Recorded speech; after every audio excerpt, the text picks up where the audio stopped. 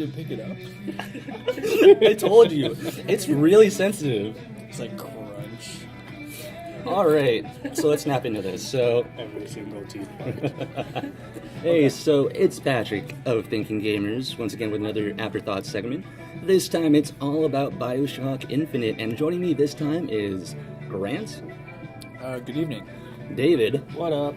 and Rachel. Hello. And Rachel, I believe you also have your own YouTube yeah. channel as it is.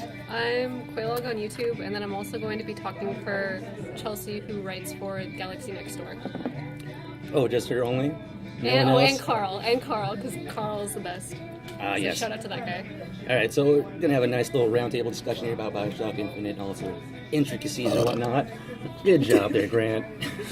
That's alright. It's all good. Nice casual conversation. So, I mean, first off, let's just focus on the gameplay, get that out of the way. What did you guys think? Overall, how does it compare to the past Bioshock games? I thought it was a lot better in the fact that they only give you 2 guns as opposed to 8 and 1 camera. And I thought it's better that you can pretty much like create new strategies, especially with 2 guns and 2 plasmas. That's a very interesting combination as opposed to the other one where, again, you have a wrench. You just whack people with Just it. a wrench. Whack things off. See, my thing is that I didn't like how a lot of things got removed from Bioshock 1 and 2. So we lost ammo, we lost health packs, we lost hypos, We lost bees.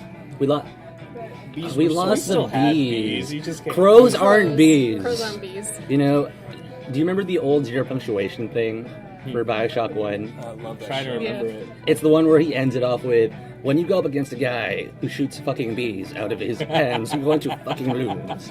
And then sudden cut to the ending little music thing. I mean, Crows just doesn't have that effect. But I mean, it's pretty streamlined, right? Right. So 2 weapons now. You don't really have inventory and whatnot. You have a pants.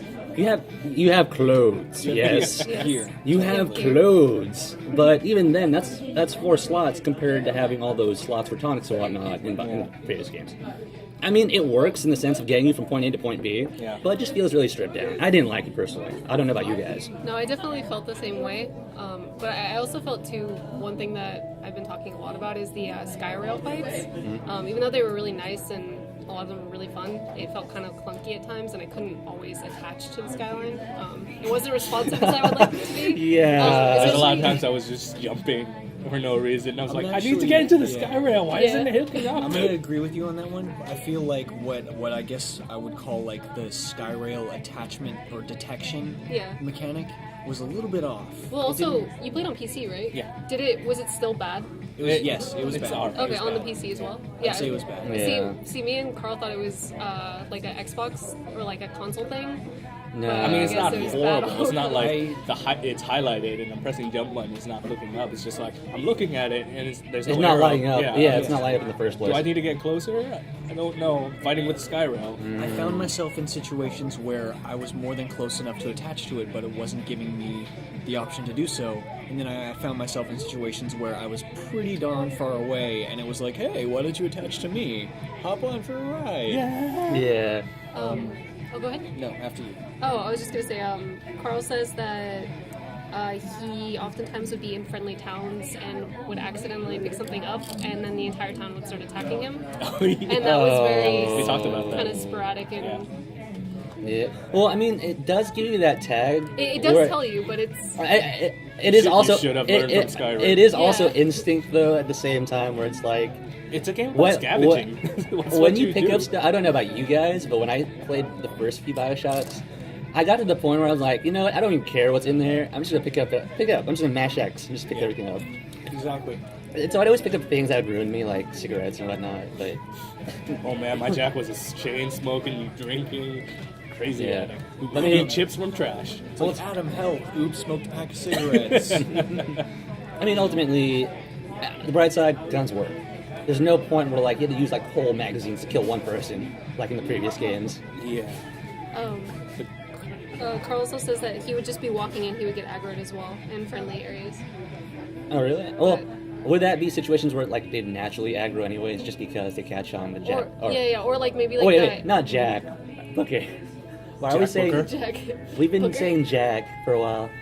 So Booker. I did. Booker. Yes. I think we were guilty talking of about Jack this. before we started recording. Yeah, there you go. So we're Got fine. lost We're there. fine. We're fine. We're fine, yes. Well, I mean, when it comes to being aggroed in general areas like that, I mean, when you're the false prophet of Yeah. Colombia, like, I'm pretty sure people. Some might people, and recognize there are you. those very helpful PSAs that tell citizens, you know what to look out for. Yeah. Doo-doo-doo. Yeah. You know, I only saw that once. Only saw it I didn't once. see the AD hand that many times. I only saw it once. Yeah. And after I got I stabbed, saw it like I didn't see it I again. saw it quite a few times in like the beginning area, but then you never see Yeah, the poster yeah, again. that's what I meant. Yeah. I only saw it once. I was like, oh, damn it. Okay, combat. I'd say. It's identical. I mean, let's. I'd disagree with you. I feel like it was a lot more fluid. I feel like the gear selections really allowed you to, I don't know, complement the way that you decided to play. For example, like how I explained before, like with my gear selections Yeah. added to my melee tendency. Yeah, but see, that's no different than using tonics in Bioshock 1 and being a badass motherfucker with the wrench. I mean, that complements your playstyle, but that's exactly the same thing. Yeah. And it's no different if you decide to specialize in using pistols or whatever. I Yeah. mean, so in that sense, it's the names have changed, but everything else is still the same. I mean, gameplay is adequate, but It's that's not so- the reason you don't pick up Bioshock and be like, I hope this gameplay is amazing. Yeah, I mean, Yeah. little things are still terrible. Like, no one aims down the sight. Yeah. Well, especially on consoles, like aiming with the R3 button is Yeah, really that was It's weird. annoying. That was really- weird. And then you should have seen the keyboard. It's like Z. Was it really bad? It's Z? Z, so I'm like, no. You aim, They're you never gonna aim aim much down that better sight. from the hip, so The only- much like the original games. So there's no point. I remapped it instantly. Yeah. As soon as I figured out that right click was to use your vigors, yeah. I remapped it so that right click was to aim down the sights and F was to use my vigor. So I mean, in terms of enemies, though, did you kind of get your fill out of the heavy hitters, or did you just felt like they're kind of? They're alright. I mean, like, they spice things up a bit. Yeah. As opposed to, like, mowing down, like, a million guys. You get to mow down a million guys plus one robot. And it changes up combat, because once you Especially see... when the handymen enter the once you see battlefield. them, you're like, oh no, I can't just run in and gun down these guys like I did. You have to with- rethink your I strategy. did find that if you use crows, they sit there going like this for like 5 minutes. So Yeah, I between that and Bucking Bronco, Yeah. that was Yeah. my go-to vigors. I had possession and Bunky Bronco, and then every time like mechanical patriot. Oh man, possess them. See, watch them kill people. the kind of health possess that them. he had reminded me of the health that normal enemies had in the first game. Just in the end game section, right? So for me, it was undertow on. In other words, my playstyle was undertow everyone, and then undertow them back to me so they're floating in the air, and then I just whack them to death with my shock thing. Do you guys like that? The alternative. Honestly, I never really used it. Yeah, I didn't use it that much either. On the heavy hitting enemies, I would like to pull out the fire tonic and just like load a bunch of traps all Yeah. around the battlefield. And next thing I know, they're just walking toward me and they're dead. So Man, I was really, really stupid with the fire one. I used those always hit accident on myself accident. with that because I always use it too close to myself. the upgrade was amazing for it though. It would like ignite the entire battlefield almost. yeah, Yeah, it's like it was the flamethrower. Like, yeah. it was fantastic. There's nothing like seeing one of the crows guys flying at you and you're just like, I'm just gonna toss a little fire trap right there and you can walk towards me. Or and even just die. bucking Bronco. I them. bucking Bronco them to watch them. Yeah. I shoot them into the sky. Shotgun. So it's cool because like they get stronger. So you would bucking Bronco them. You would shoot them and they won't die, but they'll float away. Yeah. I saw It's millions of people amazing. fall away and fly to, Right. drop to their death. I mean, once you find your right playstyle, Yeah. you basically stick with that throughout the entire game. Oh yeah, most definitely. In some ways, that's good because you get comfortable with it. In other ways, it kind of kills variety. Yeah, I felt like it killed the variety because there was quite a bit of variety, and I only really felt like I stuck to 2 different guns, and then like Yeah, because I mean, once you fall in that like state of comfort, you don't really need to go anywhere else. That's why you play it again. You play it again, but then see, you kind of want to go back Yeah. to that same playstyle. The potential to consider is that the developers may have meant it to be something that you could get comfortable with, because then you could focus on I know, the story. I know Yeah. that there's a Yeah. thing with 1999 where like Ken Levine outright said, you want to specialize early on and focus on that. I think you always want to do that because even Yeah. in normal, you don't have that much money to upgrade everything. Yeah. You want to specialize in one or two things. But even then, at the same time, they also wanted to add variety because they also put out statistics from the first 2 games, and people just shotgun the shit out of everything, right? I wrenched my way through it. Or wrench. But in terms of gunplay, people use the shotgun and nothing else. And with the way things are, a lot of people, I bet, since you use the shotgun, you use the shotgun, and I use the shotgun. Carl used the shotgun. No, he used the crank gun. Really? Out of all the guns, like that was his I main love thing. using the crank gun. I mean, that's Every definitely fun to time I use, get but my hands it on just the crank seems gun, very I would impractical love to it. keep with you at all times. Yeah. You can't keep it with you at all times. I think You you walk just gotta slower drop with it. it. Wait, right? Carl, did you keep No. the crank gun with you at all times? I don't know, they give you like 2 pistols, and I'm just like, I don't need this, I have this. The first pistol was actually pretty good too, as it was. I mean, ultimately, I mean, Since I pre-ordered it, my pistol was golden and OP as fuck. I always wondered, like, where is these guys getting their golden gun? Okay. Yeah, he did have to ditch it from time to time because you can't buy ammo for the crank gun. yeah, You have to find Did it. you guys buy ammo, period? I never bought Never ammo. bought it. I in hard mode, I definitely bought ammo towards bought the ammo. end. I never did towards the beginning, but like Yeah, once you get to the I can imagine that for the end game, but the beginning and even the middle sections, it felt so padded that you didn't have to use it. Yeah, like if I ran out of ammo, I'm like, Just scavenge, this. and then Yeah, you did. Okay, Carl bought ammo too. He was also playing hard mode as well. yeah, well, it was basically the same, also end game kind of stuff. Yeah. Yeah. So I mean, ultimately, kind of sum things up. I mean, gameplay was solid. I mean, everyone here just agrees that the gameplay was good enough to get through. It may not be the fanciest game, it may not be the most complex game. It worked to get from point A to point B. Yes? absolutely, that's not Call of Duty. So with that said, the real meat of Bioshock Infinite is, of course, the story, and where all the discussion's at is, Definitely the story. to What? that story, I thought it was multiplayer. well, technically, Oh, you think of it that way. if you think of it a certain way, it kind of was multiplayer. Yeah. But I mean, yeah. So the first Bioshock, we had that great twist with the Would You Kindly, and that you were Andrew Ryan's kid, Jack Ryan. Jack Ryan. Oh, This man, one, Who saw that coming? I was like, oh man, this game rules.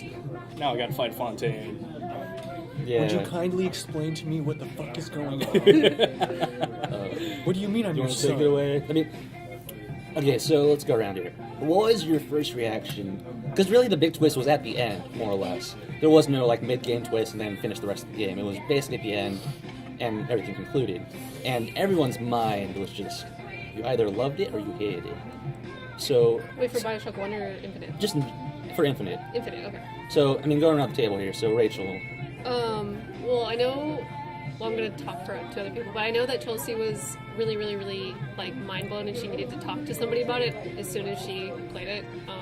And Carl was also the same way. But I was kind of anticipating it, but I think I kind of got the mood spoiled for me because everybody else, like all my other friends, were freaking out, and so they didn't tell me what it was, but I was kind of expecting something big. And then on top of that, there's also a couple of scenes in which you mentioned it before too, where that NPC comes up to Elizabeth and says, "You look like Annabelle," and then previous to that, you scream Anna several times. You guys caught up on that? You guys caught Yeah. up really quickly. I was like, who is this person? Yeah, well, I Who's the mean, shooter? I didn't know who Anna was. Yeah. But I did know It was that, very peculiar. Yeah. that It was like, a weird coincidence. that Anna and Elizabeth, and then I didn't know exactly what their relationship was, but I mean, it kind of seemed like they were somehow related or involved with one another. So Yeah. Who would have guessed that they were actually related?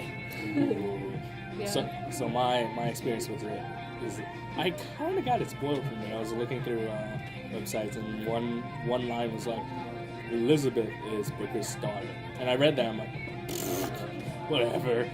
And then I played through the entire game, and this is the weird part. So I had a weird glitch version or something, where at the very end, when you open the door to the final area, to the final baptism, it just cuts its credits. I was like, wait, what? And so I had to rewatch it. Well, no, after watching that, I thought that was the original ending. So like I watched all the credits and everything, and I was like, what? And I went out and I just sat there for a while. And then I went back and I rewatched it, and like there was parts missing. Obviously, there was the last part missing, and when you find out like all the different Elizabeths and stuff like that. And then after that, after the true ending, I just sat there for half an hour and kind of just took it all in. Like my friend would go up to me and be like, "Hey, we want to do something." I'm just like, "Get away. I'm just gonna sit here for a while." Gotta take it all in. Yeah, and then it was just weird, but I liked it. I mean, like multiple dimensions is probably my favorite form of sci-fi. Right, Grant? Okay, well, coming from the perspective of someone who's been studying quantum theory for 3 years, Oh, this is gonna be interesting. I can definitely say that the developers of the game are pretty spot on with certain scientific ideas that are at the forefront of the quantum mechanics, that kind of thing.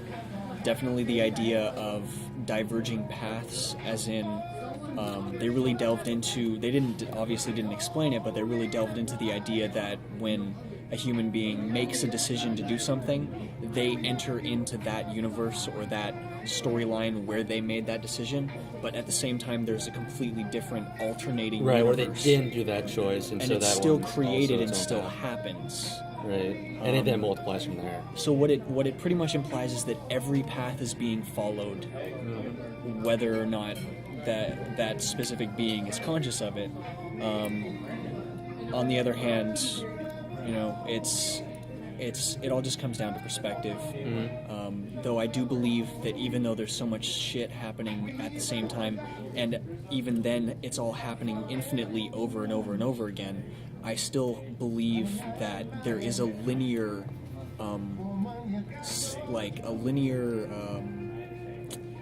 course of events that happens in the story of Bioshock Infinite, and I guess we can go into that later. I suppose so. So I guess from my perspective of things, I honestly never saw it coming when I was going through the whole thing, and when it got to that point, I mean, I was most certainly amused. I don't think my mind was as blown as most other people from forums or even you guys, but what really got me was when I replayed through the game for the sake of the recording that's currently going up on my YouTube page. I started noticing all those little intricate things, like the whole mention of Anna, just the audio files from Comstock mentioning, his other self and his baptism, and how it actually refers to Booker, the Booker you play as, directly at every corner, at every little piece of dialogue. It was so deliberate in telling you what was up the entire time. And your first time going through it, you're just completely oblivious to all that. But when you go back in again, you just realize, holy shit, it was always in your face the entire time. It's the Sixth Sense effect. It's that Sixth Sense effect. Yes. Also, shout out to all the people on YouTube that, wanted to see Booker and Elizabeth pairings before knowing the ending. There we go, guys. Oh, you poor souls. They're gonna fall in love. Run away to Paris together. That's worse than Star Wars Episode 5, I think. Some of the things I've read, just... I wasn't alive when they were pairing up Han and Luke, or not Han and Luke. People Han and Luke is my other story. I wanted to also mention, Carl wanted to mention that there was, I guess we both liked the, vague storytelling, how you can kind of fill in your own interpretive elements. It really, what you got out of the story really depended on how much time you put into it in the first place, in basically exploring every alleyway, picking up every audio log. I mean, everything was explained, really, if you took the time to kind of look out for it, which is actually rather surprising. Yeah. I mean, things like the figures, things like the Songbird. I was actually surprised that if you find the right audio logs, you find out that, hey, these things actually have reasons for being here. And it's cool that you don't really have to find them, and you can still make up your own story. I never found anything relating to Songbird, so I was kind of like, oh, I wonder what Songbird's about. But hearing you guys finding the recordings, it's just like, oh, so there is a thing about Songbird. Well, he's one of the anomalies that I find. Well, I find that he is one of the anomalies of Columbia, is that there really isn't very much information about Songbird, him or her itself. I mean, or what's up with those handyman's? we're just gonna create handymans for no reason. They didn't really explain the thing. Well, it Well, seems no, like, they explained that yeah, Did yeah. they? in the fair. See, like I never get these. If you take the time to just sit around at the fair and just listen to them advertise their stuff, they explain how handymen are actually just basically cripples, more or less. Oh, Yeah. Yeah, and they also talked about how Fink was his name, right? Yeah, would Fink. go around, like you were saying, he was going around cherry picking ideas from other timelines and bringing it to Columbia. yeah, I got Yeah, that. and but- there are audio files that directly state how well, it's not directly stated, but it's heavily implied Yeah. that he's actually looked at Rapture and seen the plasmid, seen the Big Daddy mechanics, and took those and made things like the Vickers and the Songbird. He references the city under the sea. Yeah, Yeah. so there is that. I mean, we love value. I'm pretty sure the vending machine says that too. You know, I think it does. do this. The dollar bill issue? I mean, it's the same voice actor. I mean, I'm It's pretty Ken sure it's the Levine. same It's voice Ken actor. Levine, actually. He's the one saying all those things. Oh, really? Yeah, it's him being like, "Welcome to the circus of value," and he's doing it again in Infinite. Yeah. Carl said that too. Circus of UVA, Ken Levine. All right, so it's agreed upon that there are a lot of like kind of interpretations and whatnot going on here. Some of them are explained outright through the audio ones, but I mean, big things going on is that everyone's coming up with their own theories as to, especially when it comes to the endings because of how open-ended it is, really. I mean, I thought it ended on relatively. yeah. Okay. Well, I mean, what do you think though about the philosophical implications and all that other stuff that everyone's all on about? What a philosophical conversation. Yeah, I know. The one you, me, and Brian all got into conversation about earlier? Is that what you're referring to? Well, anything really at this point. I mean, there's theories everywhere, just exploring this and that. We should go around that way because Carl has a lot, and I'm trying to like get them organized really quick. Oh, I'm ready to go. All right. Go for go it. for His it. theory. My theory is Quantum this game mechanics. ended. Okay. Oh man, My drinking theory. your water. No, my theory of events, as I believe that they actually happened, if you can actually put them in an order, is that. Good for you guys? Yeah, it's great. Thank you. I think we're good. Thanks. Original Booker goes around doing Booker stuff and just being a general Booker kind of guy.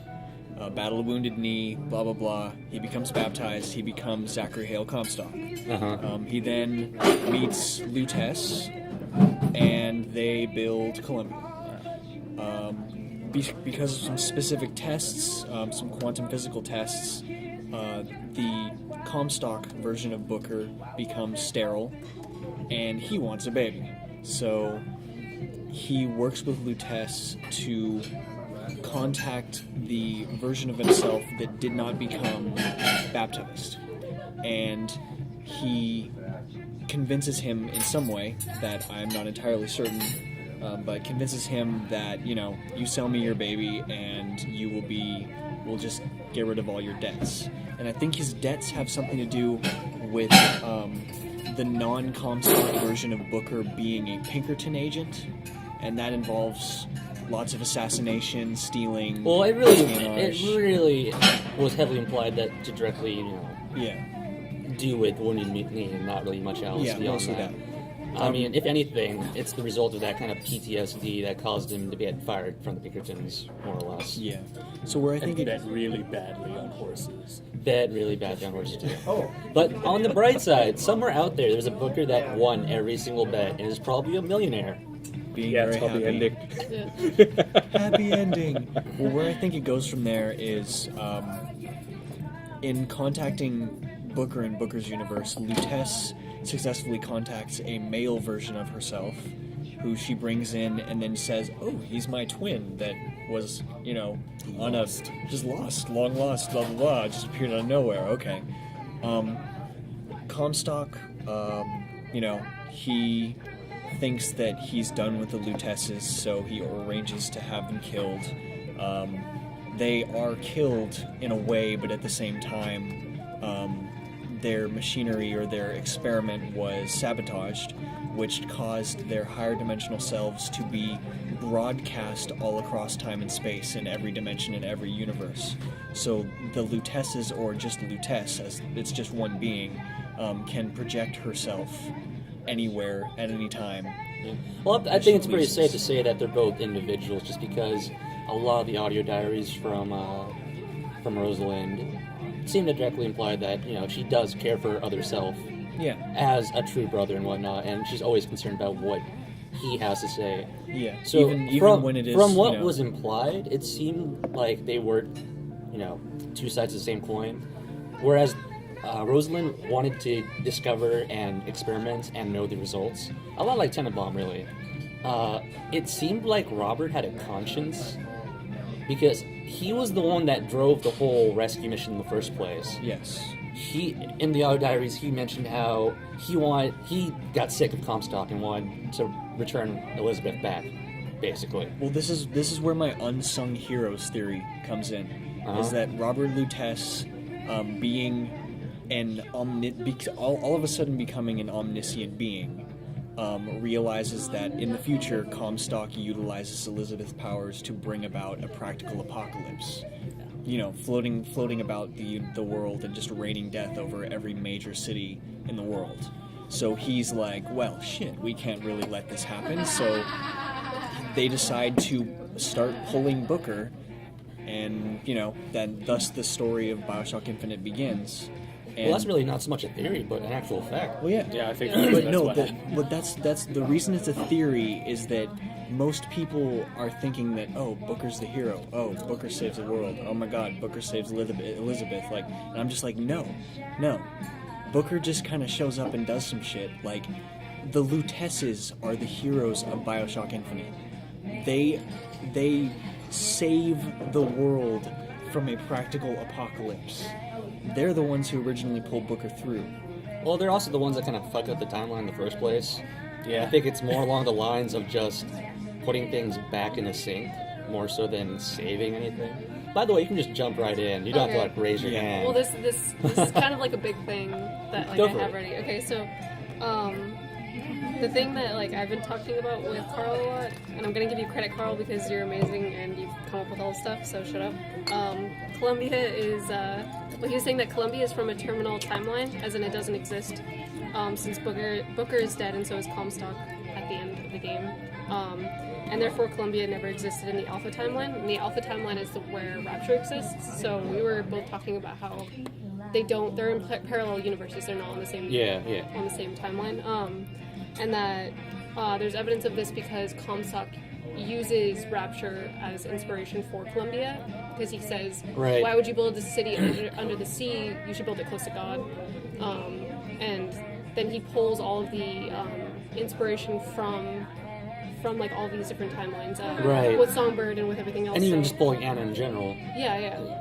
He basically shared everything. So pretty much the events in Bioshock Infinite existed, but at the same time they kind of never did to an extent. I can see where you're going. The chapter basically closed the second Comstock died. Yeah. Because then there could be no Columbia, because he's the one that founded it and all of that. Yeah, and it goes back to sort of what stood out to me, because a lot of the timeline stuff stood out to Carl and Chelsea a lot, but for me, a lot of the things that I guess really made the game kind of click with me was a lot of the social issues that were happening in 1912, and a lot of the things that Comstock felt and Booker didn't feel, and how different the two characters were. Like the fact that Comstock was reborn and was baptized, and he was forgiven for all of he felt like he was forgiven or justified for all the slaughter that he did, and became a righteous religious figure, or fanatic. And then Booker is he refused the baptism, and he constantly has to live with this guilt. So that kind of stuff. Right, and then meanwhile, Booker, his way of just coping with that was to drink and gamble. Yeah, so he became a different person. Right. They perceived things differently and everything. So I have a question. There was this one part where it confused me, where after Elizabeth gets captured by Songbird, right? Yeah. And then she gets sent back into the tower, and then they're hooking her up to the machine. Booker instead goes into a weird alternative time. Oh, so okay, from what I understand, he got pulled in by future Elizabeth. That's what I'm thinking. The one that Comstock foresaw.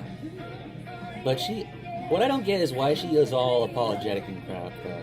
I mean, Wait, sorry, say that again? Well, okay, you know how she already committed the path of basically doing what Comstock wanted, right? Yeah. I mean, why did she want to help all of a sudden? More or I less. think she started once she bombed New York. She realized it. She's like, I could stop this from the source. I think there's actually a lot of evidence in the tapes you find in the asylum. She constantly says, he was my first hope and he's my last hope, and constantly saying like he blah blah blah. But I think at this point she's realized that Booker and Comstock are the same key. And there's this scene right when you enter the top of the asylum right before you kill Comstock, where he says, I knew what I should have done the whole time. I should have just told her the truth. Yeah, and I feel think like that's when Comstock realizes that he knows that he's Booker, and then he knows how to end it. Like, I think that's when Comstock becomes, Comstock's evil throughout the game. I think that's the part where he realizes, like, I'm evil. I'm gonna end this at the source, and then he basically dies. Would you really call for- Comstock evil, though, per se, I would call or him just evil. genuinely believing what he believes in? I think, well, I would say that he believes that he should rain fire and create his own judgment day. I think that's pretty evil. That's right. Yeah, I His own forgot little about that. Personal Death Star. Yeah. Yeah. Yeah, I think that small part confused me, and then it makes me wonder, like, what if future Elizabeth never pulled Booker into the future? Would he still be able to rescue Elizabeth? And Right, and then you know there's what's gonna all happen? those variables, Yeah. and because of how things are set up, conceivably there probably was a timeline where that didn't happen. Yeah. That was the end of. And I hope that's not DLC. That was I'd be probably so the mad timeline if that it's led to DLC. her, DLC. becoming that. We'll probably talk about that in a bit. That'd be great if they released completely different storylines and completely different endings. I guess we're with going to do that now. DLC. But I think that they're probably going to do just different story points, just because going off the model they used for Bioshock 2, where they actually did a totally different story chapter with Sigma. That's probably and the best DLC. Tenenbaum. I think that's what they're probably going to do with Infinite. They've already mentioned different character perspectives. To be fair, it's not the same studio that did Bioshock. That 2 is and, true. But I can imagine that with the Lutece twins being what they are, Yeah. I can imagine them, shepherding other characters through certain events to influence the main events regarding Booker. It's true. Yeah, it's Play as Rosie. That'd be so dope. But conceivably, the different characters could either be in support of Booker or doing their own thing in a completely separate area that still kind of goes along the lines of still making sure the timeline goes and syncs up, I guess, to what Lutece won in the first place. I just want a gameplay segment where I get to play as Songbird. Yeah. That's all I want. I want to just play so- I as want to evil. tear through buildings. I want to play as evil Comstock. Like, play the game once you become Comstock, and then level up your Columbia. It's SimCity, Columbia Edition. That'll be so crazy. Carl says, EA style DLC. Now you can play through 30-minute segment of alt timeline where Booker wears a clown hat and survives the end. Happy ending. A+. Give Ken Levine $15. Microtransactions. Yes. Or like a British speaking robot. Props to Dead Space 3, people. Did that really bug you? Like, I didn't bug me that much in Dead Space. It didn't bug me because I didn't buy it. But I mean, even then, the principle behind it doesn't bug me. Yeah. It's just silly. It's silly, It's and silly to think about. It takes me out of the game because I'm like, I gotta pay this machine real money to research faster. I don't get Well, it. and to speak with a witty British accent. I never got that. I never bought anything, so I never talked to the British guy. oh man. So, reeling back into Bioshock. Yeah, sorry for that. tangent. That's all good. It's all good. It's all nice and natural. I just really like Luteces in general. Yeah, they're I they're loved one of the it best. whenever they popped up. I Just wouldn't that need to that say anything. that theme music that they have. I've been talking about it to Rachel a lot, and she knows. I just we were talking about how like we need to play it while walking around with people, or like somebody needs to cosplay and just have like. If a anyone radio. cosplays the Luteces, I think they will. They need to carry around like a, I don't know, some kind of speaker or something. Just in some their guy in the pockets. back with accordion. Oh, basically. Well, I just like their dynamic in general, how they bicker and all that, and just Yeah, they have that air of presence that lets you know that you're on the right track. But at the same time, there's something up with that. The only thing that took me out was that it's Jennifer Hale, and I started noticing Jennifer Hale a lot. The first time she's talked, you just know it's Jennifer Hale. Yeah, I recently watched a video with all her me, voice acting. For me, she went back to the Naomi voice she used to use for Metal Gear Solid, Yeah, the original. she definitely did. And so that's how I caught on in the first place, because I was like, Naomi? You're British. Because she hasn't gone back into that voice for a long while now. Same thing with Troy Baker. Like I always listen to him. I remember watching like Full Metal Alchemist, and he's a character in there. I'm like, this show's ruined. He's like everywhere. He's Kanji in Persona. He's Kanji in Persona? Yeah, he's gonna be in The Last of Us as the main character. Yeah, he's also Yuri from Tales of Vesperia, and I think that's his best Snow role. from Final Fantasy 13, and yeah, no, I could go on. He's been more prolific as of. I mean, He's my new Nolan North. Yeah, Yeah, well, pretty much. basically, Nolan North. that's basically what everyone's saying. Uncharted. Oh, Man, the Uncharted. number one voice actor for video games in the world. Yeah. Oh man, That's why I recognize the name.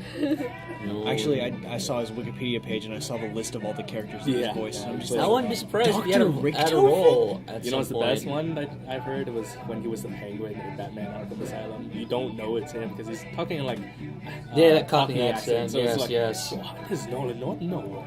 I was impressed enough by the fact that he did Dr. Richtofen from Black Ops. Yeah, that too. It's just radically different. And I'm not gonna lie, it kind of sounds as though that when it comes back to Troy Baker, he kind of sounds same-ish. Yeah, in a lot I of don't his think he could roles. change his voice. Yeah, it's that kind of low. Like I just think of Kai Lang just because that was the first game I really noticed. Really? Yeah, he like, was Kai Lang. Kai Lang got ruined for me because I was like, that's Troy Baker. Yeah, Mike. This guy's blonde. It's like, Snow, what are you doing here? Yeah, so I mean, the performances though were really I think good. They really sold it. No, the Luteces, I really enjoyed like how well the game portrayed them as something supernatural. Yeah. It reminds me of Twin Peaks quite a bit, like just seeing sort of like a... Again, due in part to the music, because you get like these cool orchestral like swells and stuff, and then you get the like Tess's, but then accordion. Yeah. It was just like really like goofy and cheesy and zany, Another thing too that was fun was trying to like speculate on where they came from. Yeah, and you always get those like little bits and pieces here and there from the beginning to end, like with the statue in the first place. Yeah, where how it changes and From the stuff. male to the female. Uh-huh. Oh, I didn't notice that. I thought it was just stupid. I was like, what's wrong with my game? Yeah, no, there was like a couple of theories that Carl and I had that I thought that... Oh no, go ahead. I thought that... What was it? That'd be great. What was it? I thought that... We thought that one of them died in utero in one timeline, and the other one died in utero in the other, and that they were twins. And so they met each other through a time, like through a rift or whatever. And then another one was... And then they wanted to be together because then they'd fill that hole that, finally the sibling that, died is now finally with me. Yeah, like my twin sibling is with me. And then another one was that they're both the same person from different timelines, but they were just born different genders. Yeah. That's I think that's Yeah. the theory that everyone's going with. Yeah. That's the majority. But at the same time, I can see the twin theory because when you listen to a lot of the audio recordings as well, where Rosalind's talking, it really does sound like she cares for Robert like a brother in a way that kind of implies that, maybe there is something there where she cares for him like a brother, and maybe he was the brother she never could have because he probably died at birth and whatnot. Well, what I believe Because- counteracts that is the how they talk to each other about how like they mention to each other how they finish each other's sentences as if they are the same person, that kind of thing. Well, twins do that too, though. There was also Carl's writing something right now. Anyway, keep talking. No, Oh, but I wait. mean, there is an audio log where they're talking about going back to the whole choice between how Robert wanted this to whole stop. He wanted Elizabeth to be rescued, brought back to her own timeline, and Rosalind didn't really want to because she wanted. Well, it's implied that she wanted the experiment to keep on going on, or that she was fine with it. But she talks about it in a way where she wants to concede to her brother's feelings about the matter. And again, it just feels like it's a case where if it was... They're too different almost. They're too different to the point that they do have their own feelings on the matter. Not so much that it's inverse because they're just separate genders or whatever, but in the sense that, it is a genuine consideration for what the other feels rather than just some kind of robotic, oh, well, you know, you're just supposed to think this way because whatever.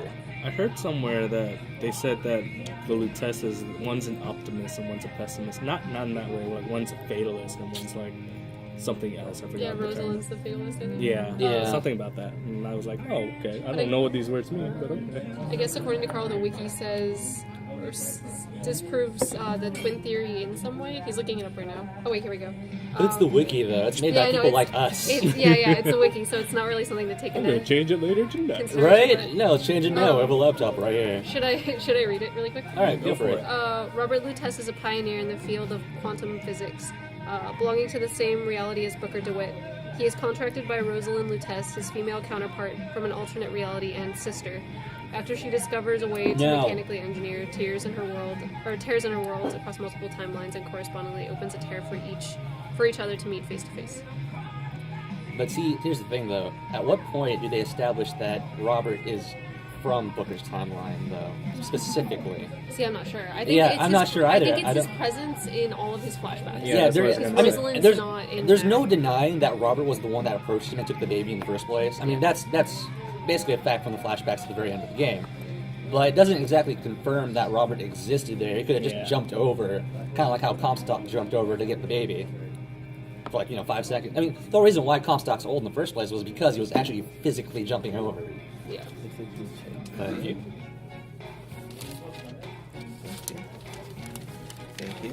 Thank you. Shout out to Shari's Diner, where we're doing this recording, by the way. Yeah. Yeah, like them on Facebook, follow them on Instagram. I don't know. Yeah, they haven't kicked us out yet, so that's nice. Right? Alright, so I mean... And this music. They never close. Yeah, this is my jam right now. Right? Yes, this is not audio that we put in. Like, this is the actual... I don't This know what would you're have been talking the audio about. we would put in. Right? Yeah.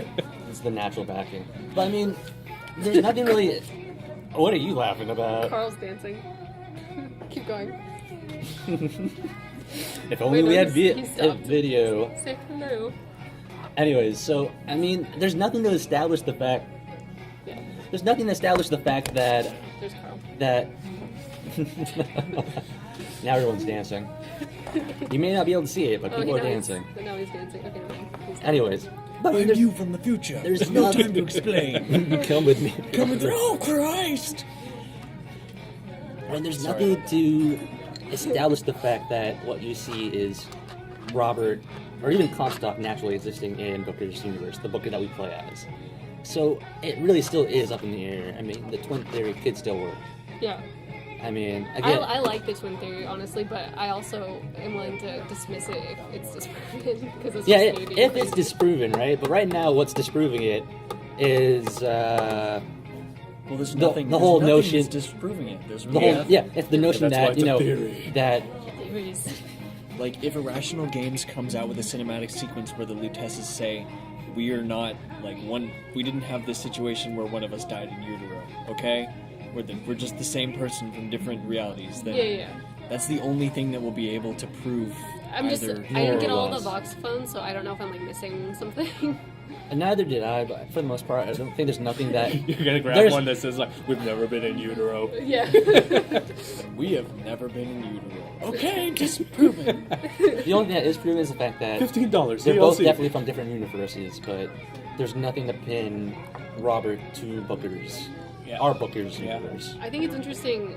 There's that one photo, like the family Photoshop, where you find like a picture of them together, and it talks about how what's it called? The store owner talks about how they were both dead, and had memories of them being dead, but then he was taking pictures of them alive together. And then there's also the two graves next to each other that were fresh, Yeah. that were dug up.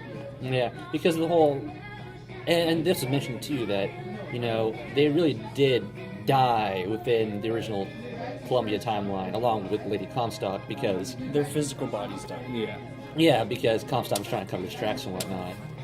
So, I mean, they did die. And even there's an audio log where Rosalind talks about how, oh, we're not dead, and just kind of self-analyzes it in a way that only Jennifer Hill could, really. I didn't like that Ghostbuster part. The part where you had to follow her. through Right, the entire Lady time. Comstock. Who you gonna call? The stupid tear. Don't cross the streams. Don't cross the chairs. That's the lesson of the game, really. So who threw the ball at the couple?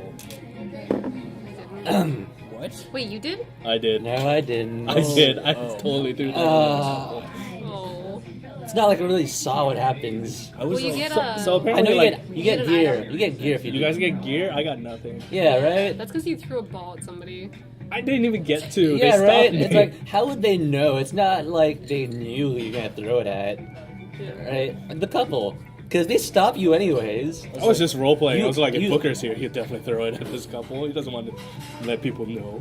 Because when you roll back your hand, right? That's when the cop stops you. Yeah.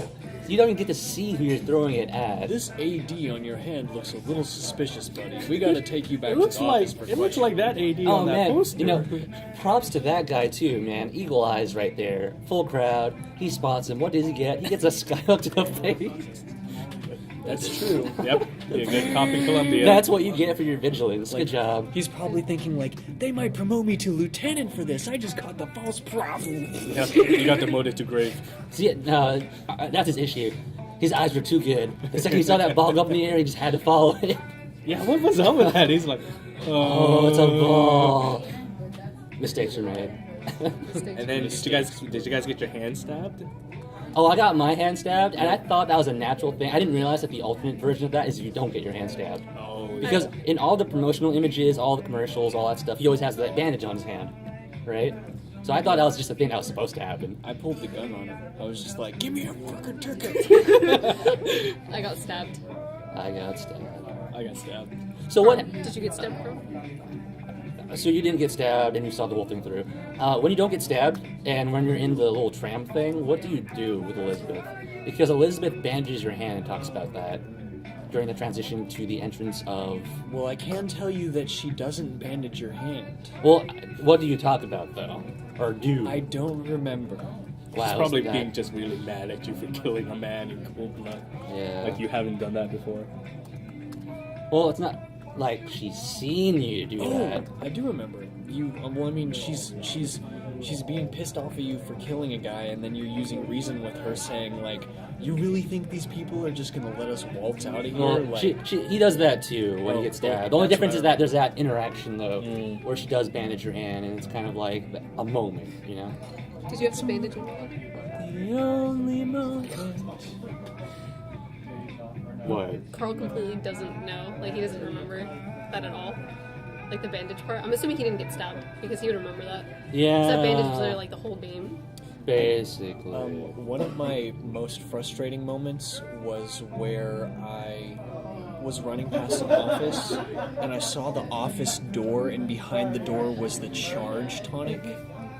Do you know what I'm talking about? Yes. so. When Yes. you can't get to it, and then you come back around after when you get into the next reality. and you Yeah. can get it. Yeah. Oh. Except that I spent 20 minutes in that specific reality Trying to trying to find- figure out yeah. how to. Just that in general really confused the shit out of me. I mean, it makes sense given the narrative structure of the game, but it leaves so many things up to question. I think my friend calls it the Dead Space syndrome, where you have a button you press and it shows you the next objective, and then you immediately go the other way. Well, see, in horror games, it's usually Yeah. there's the objective. God damn, don't explore. Just get to the objective. No, in get Dead there. Space, I definitely Just went the get other there. way. I'm Just used to, get like, there. JRPGs where you look at the map and you're like, oh, it looks like this is where the next plot point is, and you turn around and you go back and, like, make sure you clear the rest of the map so you can see it Yeah. and stuff. But, so, going back to the whole alternate realities, I mean, when things like the whole Vox thing happened, So what would have happened if if you stayed in the original timeline, Yeah, that's what I'm thinking. That's what I was wondering too. Would Daisy try and kill you? Because I mean, I think she still would. still needs you for your cause. But see, that begs the question: if you went back to the original timeline, would you be the Booker that dies, and then another Booker takes your place? I feel like her death is a constant in the game. So eventually if she's not gonna turn on you, she's gonna have to die in some way. Yeah. So I don't know. Part of me feels like she probably would have turned on you eventually in the future. Yeah, because I think that the it's like an anarchist movement, and I think that they needed to lose their leader somehow in order for it to really, like, go all out Kind of just and let like- the other people take over and just go crazy. Because I don't think she would have been the one who goes at the very end and be like, "We refuse your false shepherd," or "We refuse your lamb. We're gonna just shoot down your ship. Do you see this, Comstock?" And they didn't realize he's dead already. Yeah, they didn't. Yeah. They didn't realize he was dead.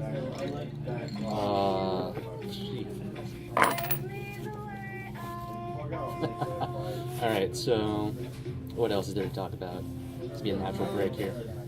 Let's see. We have singing. We have the thing that you, me, and Brian talked about, which I don't really care too much to get into, but it's kind of important to an extent. But it's really tedious, or I guess it's kind of like it's like a sensitive subject to kind of dance around. So, I don't even know if we're ready for that kind of conversation, that matter of sensitivity as to how to deliver the message. Exactly, yeah. Yeah, I'm thinking like, is this about racism? Yeah, it's about, Yes. it's about racism. It's the charges of racism and all that. Oh wow, Honestly, I totally took a guess at that. I thought that given the time period and the context, you had to have it in there, otherwise it just didn't make the era feel right. I can understand the grotesque and like overly awesome violence with the skyhook and whatnot being unnecessary, but beyond that, I didn't really feel like that detracted from the experience. Yeah. It's like watching Django Unchained. And like, there's a I lot love of Right? N-words in Yeah, there. I mean, I love the executions. It's like every single time I had an opportunity to execute an enemy, like with the specific cinematic execution, like oh yeah, because it mechanism. was cool. I like- never found out how to do that until like 3/4 of the way through Yeah. the game. But every time I did it, it's like it was a completely. It's like a way I had never seen before. It's Yeah, like every single time it was a I new way love for me it. to kill someone. It's awesome. And now people know that we're extremely violent gamers and we'll probably kill them. But, Oh, dude, all the way. It's just weird how like this game is the game that sparks video game violence. It's like there's a lot of other violence. Well, Video it's game not- violence. that's not really what like Brian was talking about. Yeah, I know that's not what Yeah, he he was meant. talking more about because he was The saying that manner of how you present. yeah, the manner of how you present racism, because there's definitely, I mean, obviously the developers weren't intentionally trying to be racist, because it's pretty blatantly obvious that's Yeah. not what their goal was, but They at were the same portraying time, a time. yeah, they were portraying a time, but at the same time he was also saying that, what was it, that he was using racism as a plot. It was like as a crutch in a way that wasn't necessary, even though it's very hard to get into really, because it is Yeah, a it whole, is. I thought it's a council- whole nother beast. I thought the council of the people against Abe Lincoln was kind of really funny. I was like, Yeah, oh, the people. that's kind of The people. Oh yeah, I mean that's basically the founders because Yeah, I they was like- worship the whole racial superiority thing. Yeah. Yeah. And But I mean- Comstock was really against Abraham Lincoln. Like, Yeah. there's an audio tape where Comstock is talking about Abraham Lincoln and pretty much calling him the devil. Yeah. Oh yeah, and then that had the pictures. It was literally a shadow with a top hat. Wait, let me actually just. I thought that was hella funny. It was just a shadow with a top hat. It's like that's the devil. Oh okay, definitely Abe Lincoln. He has the top hat. Like there's no other defining features other than top hat. But I mean, Because I feel like he definitely put it way more eloquently. it like- was much more eloquent, and he related It's to not- how the story was described in Half-Life 2 without those kind of things put in there.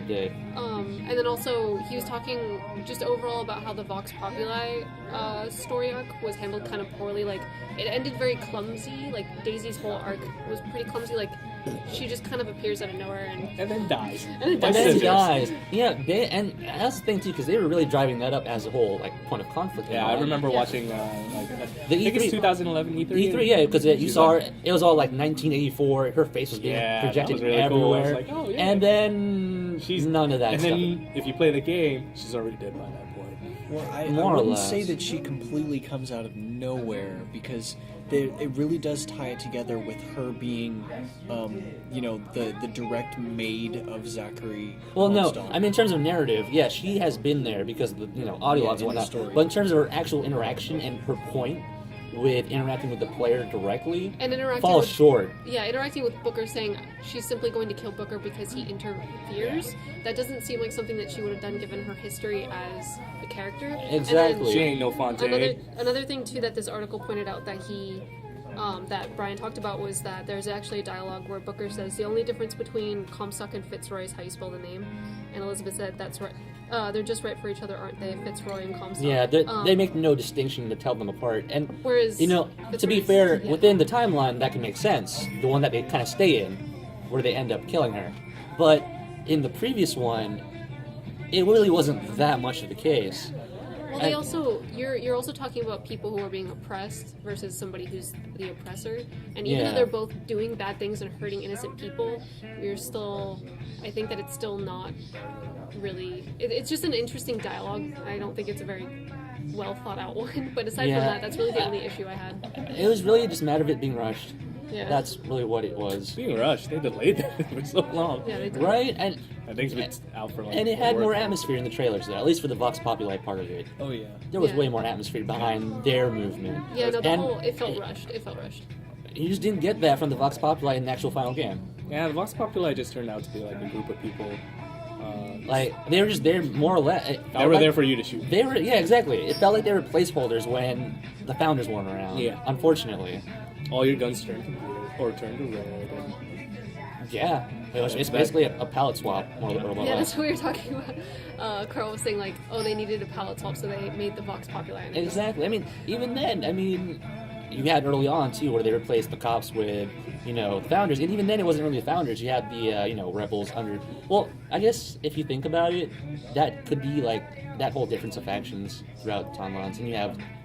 Was it Slate or Slate? Slate. Slate? Yeah, you had his kind of mini faction. I thought that part was really good. Yeah, that was Yeah. that was probably my favorite part of the game. Yeah, that does a much better job of explaining the whole dissident amongst factions. Because he was an actual splinter group, more or less. Did you guys kill him at the end? I spared him. I spared him, and that was a mistake. I wish I spared would him, have killed and him. then Okay. Yeah. So everyone spared him. mistakes were made. I mean, Mistakes we were should. made. Well, I killed him at the end. I didn't do that second either. chance. Like, But I see, didn't by then realize it's that kind of was too an late. Because he kind of suffered by then. I felt like I should have killed him. Yeah, Yeah. I should have given him that soldier's death like he wanted. So it was dead. At the time, the first time. I think another thing too, kind of like backtracking, going back to the Vox Populi, I think that the game would have been really amazing if they actually like established that a little bit more, because I think that the whole concept of sort of like an anarchist movement falling apart is something that's really important and something that should be touched on. And it'd be really neat if they fleshed that out a little bit more. Yeah. That would have been the story of Bioshock. Yeah, Oh man. but they definitely, Or it a wasn't. Fracture, I meant. Yeah, like it definitely wouldn't. They could have definitely handled it better. I mean, I guess they did okay because, like, Booker shows up in a universe where he's already dead and, the leader of the Vox Populi realizes that Booker's worth for her cause, for her movement, Booker's worth more as a martyr and dead.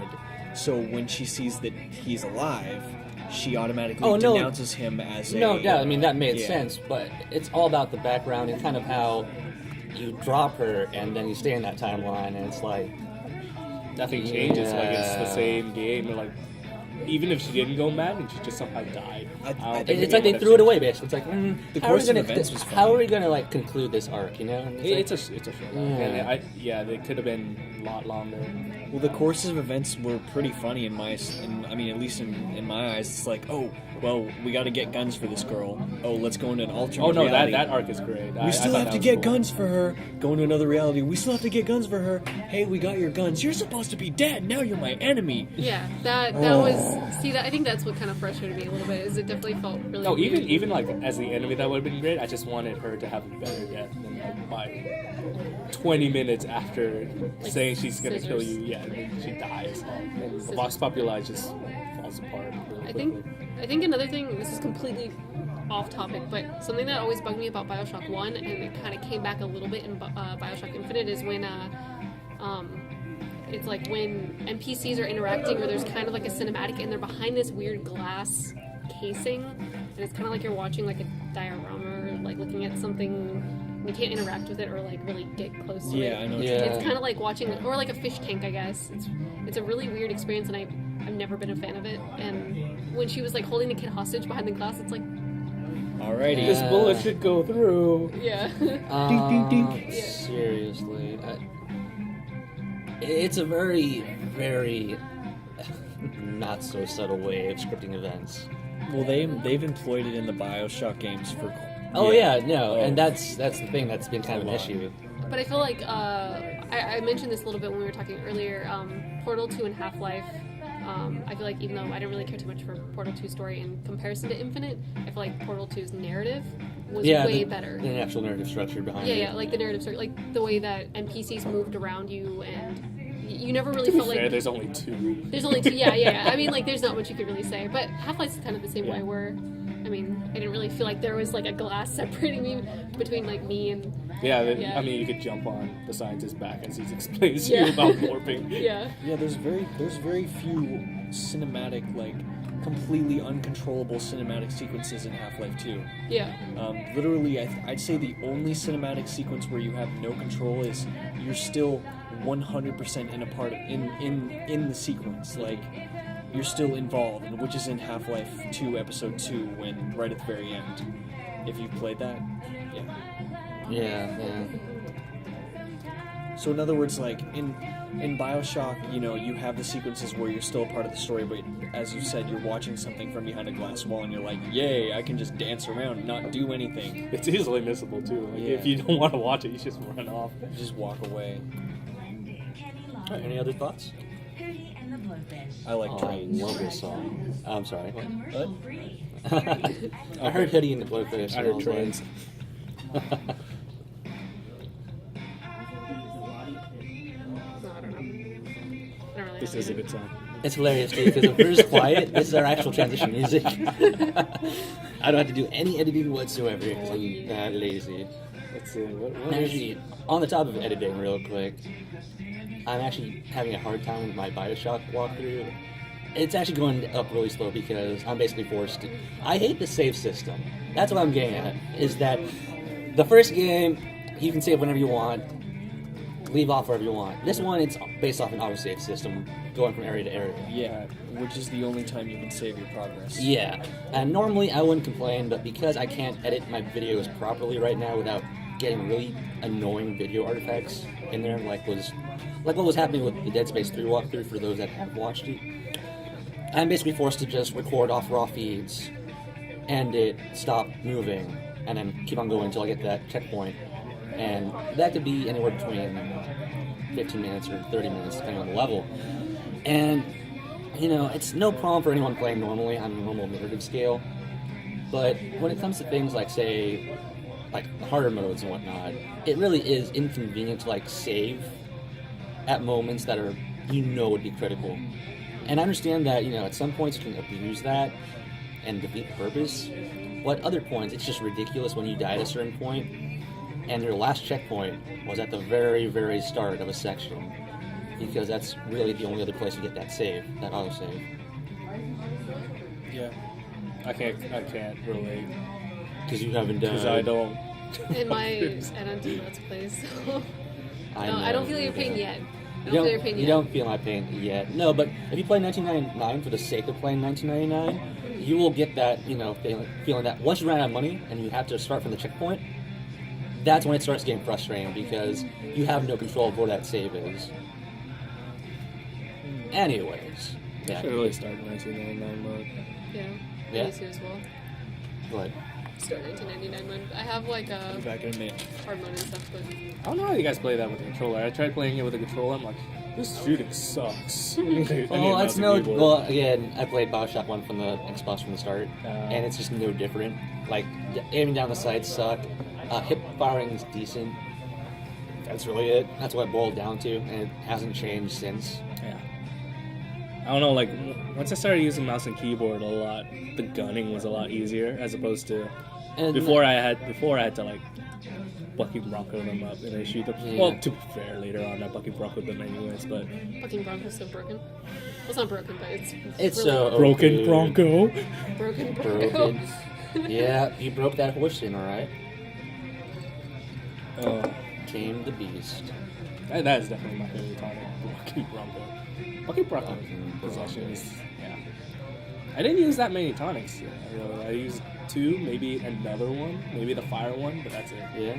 Oh, what do you think of the Songbird art? Art? Just the Songbird, how it was utilized. I love I wish they used it more. I mean, there's only Yeah. 1 or 2, 3 times you see Songbird, and even then, like, you don't interact with him. Yeah. You get there's thrown that. into a building. I wish there were Twice. more chase scenes, like your very first encounter with him. Oh A yeah. sky rail fight would be really fun with Songbird. Oh, that would be so cool. Too bad opportunities for next. Yeah, and also a Songbird plushie, I'd buy that. I wouldn't be surprised if they're making it right now. There's somebody who made a fan one and it's really cute, but it's not quite as cute.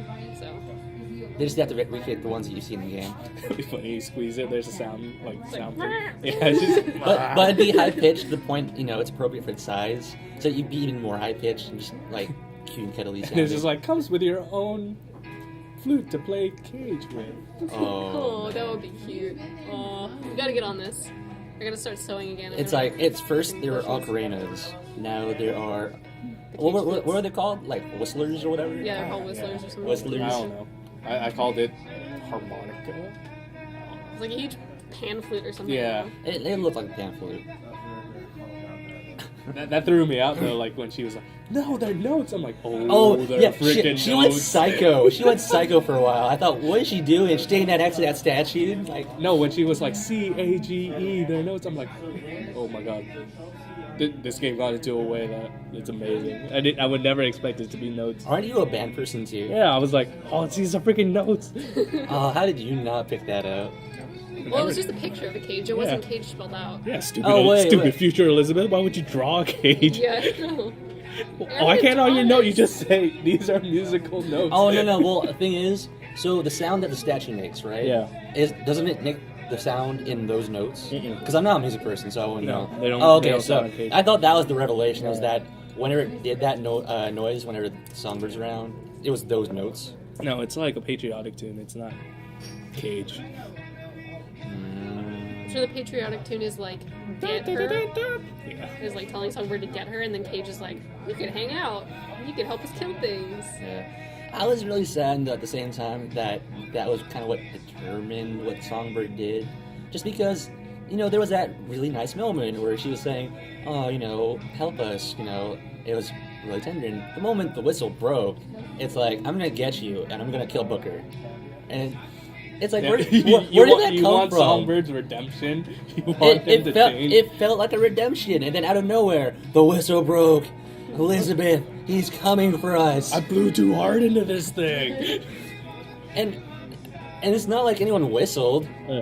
It's not like the patriotic tune was played. Yeah, it's Yeah. the thing. No one triggered him to do the opposite all of a sudden. It's not like I think he's always set on that mode. I guess that's the point, but it's just sad to see him have to die. He's such a cutie. More Cutie so bird. by Elizabeth's hat. She was kind of I felt bad that he died, but at the same time, I'm like, you could chase him this entire game. You goddamn bird. But I mean, at the same time, also, man, Elizabeth was so cold when it came to just, oh no, not anymore. Well, I think that when Whoosh. she realizes, like, Comstock and Booker are the same person, that this thing is just going to keep repeating itself once until he has to die. once the cage got broken, then she became the all-knowing. She became like Dr. Manhattan, more or Yeah, less. she was like, I'm gonna be cold to everyone because you know what, you don't matter. Right. It is raining outside. Damn. Right. So when you drive home, it's gonna be wonderful. It will be wonderful. We'll all drive home to Fremont in the rain. I live in Santa Clara. We will all drive home to Fremont in the rain. I'm gonna stop at Jolly Bees. Okay. Okay. I gotta head out soon. Yeah, same here. So, I mean, with that, I suppose that'll end our little session here. Just until next time, I suppose. I mean, are there any games you guys are looking out for soon? 'Cause I'm pretty much Metro. done for a while. Metro, I think. I really want to play The Last of Us. The Last of Us is Oh, not that's- coming out for a while. though. Yeah, I know, it's not coming out. Are we, Isn't it coming out in June or Oh, I think it got pushed back into like August or something. again? I know it got pushed back from May. Yeah. Oh, Shin Megami Tensei 4. Nah, this is gonna be interesting. Yeah. I don't mean to interject, but we're still recording, right? Yes. Okay. Have either of you two noticed that like Patrick's voice is perfect for commentating? Yes. Like it feels like. I think that's why he does walkthroughs. Well, I mean, it's like in watching some of his playthroughs and walkthroughs, it's like I'm watching Well, a sports cast. It's really I don't cool. do commentary for those, though. Well, That's why I do these. These are the things where I can actually add my commentary to the game because I don't have a voice for the walkthroughs. all right. So did I sit down? Are we recommending or looking Well, forward? yeah, to we're looking games? forward to games. So, I mean, what's your after Bioshock? What's next for you? Freedom Force. Well, I'd really like to finally beat Dragonborn for Skyrim. I never really got around to it. I can't get back into it, so I got really far into Skyrim, and then I just stopped playing. It has and then that- all the expansions came out, and then my save got deleted, and I can't get myself back up Is to it like, just me, or does that game make you guys sleepy at all? What? after a while. After a while, Like if I'm definitely. playing for like a couple hours, I'm like it's not boring. It's just relaxing. Yeah, Like, you just get tired. I feel that for other games. I just never played Skyrim. Oh, you're missing out. I know, but Like at the if- same time, with all stuff coming out, you know, on a constant basis, if I got into Skyrim, I would just never get out of it. I still need to beat Ni no Kuni. I'm still playing that. Yeah, I'm on Everyone's that getting too. into that, yeah. I'm really close to finishing it. I'm not. I need to level up my I got guys. to the ice area. I got there too. Yeah. Well, you're close then. I'm close to. Oh, crap. You're getting the three crystals, right? Yeah. All right, well, I mean, with that, let's end it off. I mean, in terms of my schedule, once the Bioshock walkthrough is finished, I honestly don't know what I'll go do from there. Metro. If you pay. If you pay for my copy, I wouldn't mind. Metro 2033. I think I have another copy somewhere. Yeah. I'm looking forward to the release of the new character for Borderlands 2. Yeah, Yeah. that will add looks so stuff good. eventually. But I And mean, the level cap was just increased to 61 as yeah. well, which is Yeah, we need to do that. incentive enough for me. Right. I'll join with you guys if you're playing on Yeah. Steam. I need to. or- I need we're, to play. we play on the Xbox. never Yes. mind. Aw, We're those people. who are those people? You mean the non- inferior console people? Yes. We also- Let's not get into that now. Yeah, we're the console peasants. Dirty I'm console about- peasants. You're not the Comstock of video gaming. Well, that can actually bring up like next gen consoles are Yeah. going to be Well, let's as say that more, as or more powerful than gaming computers. Yes. Well, that'll be a talk for another time. So Yeah. we'll wrap this up. So after Bioshock, I don't know what's next for the channel at this moment. I still need to declassify, I suppose, the Gears of War Afterthoughts discussion, which turned rather sour, yes? What's it called? Also, we need to figure out channel stuff as well. Yeah, so we are expanding channel operations for Thinking Gamer as well. So stand by for more updates as they come along. As for videos, please comment, like, subscribe as you see them. Your support would be greatly appreciated. Until then, I suppose just keep on gaming on. And with that, we're signing off.